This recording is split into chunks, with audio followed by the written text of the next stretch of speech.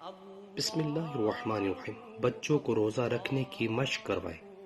ربی بنت معوذ رضی اللہ عنہ فرماتی ہے کہ عاشورہ کی صبح حضرت صلی اللہ علیہ وسلم نے انصار کے محلوں میں کہلا بھیجا کہ جس نے صبح کو کھا پی لیا ہو وہ دن کا باقی حصہ روزہ داروں کی طرح پورا کرے، اور جس نے کچھ کھایا پیا نہ ہو تو وہ روزے سے رہے۔